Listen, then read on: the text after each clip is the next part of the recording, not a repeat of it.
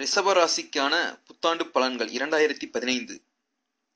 கிருத்திகை 2ஆம் பாதம் முதல் ரோஹிணி மிருகசிரிஷம் 2ஆம் பாதம் முடிய நேர்மையே குறிக்கோளாக கொண்டவராகவும் யாருக்கும் பயப்படாத குணம் படைத்தவராகவும் விளங்கும் ஆற்றல் கொண்ட ரிஷபராசி நேயர்களே, உங்கள் ஜென்ம ராசிக்கு சமஸ்தானம் 7ஆம் வீட்டில் சனி சஞ்சாரம் செய்வதால் ஆண்டின் தொடக்கத்தில் குரு ஜென்ம ராசிக்கு முயற்சி ஸ்தானமான 3இல் சஞ்சரிப்பதும் சற்று சாதகமற்ற அமைப்பாகும்.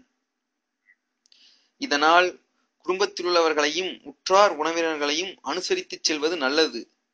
உடல் ஆரோக்கியத்தில் சிறு சிறு பாதிப்புகளும் பொருளாதார ரீதியாக நெருக்கடிகளும் ஏற்படக்கூடும்.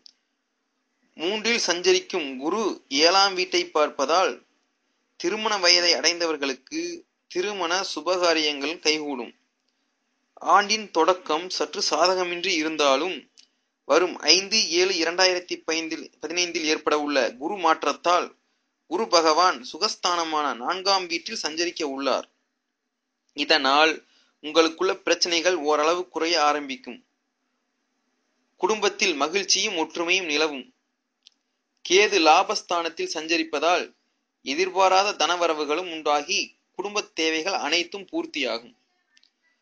தொழில் வியாபாரம் செய்பவர்களுக்கு நல்ல லாபங்கள் கிட்டும் என்றாலும் வேலையாட்களை அனுசரித்து செல்ல வேண்டியிருக்கும். உத்தியோகஸ்தர்கள் தங்கள் திறமைகளை வெளிப்படுத்துவதற்கான சந்தர்ப்பங்களை பெற்று உயர் பதவிகளை பெறுவீர்கள். 5இல் ராகு சஞ்சரிப்பதால் புத்திர வழியில் மகிழ்ச்சி குறைவு, பூர்வீக சொத்துக்களால் அனுகூலமற்ற நிலை உண்டாகும். உடல் ஆரோக்கியத்தில் கவனம் செலுத்துவதும் பேச்சில் நிதானத்தை கடைபிடிப்பதும் நல்லது.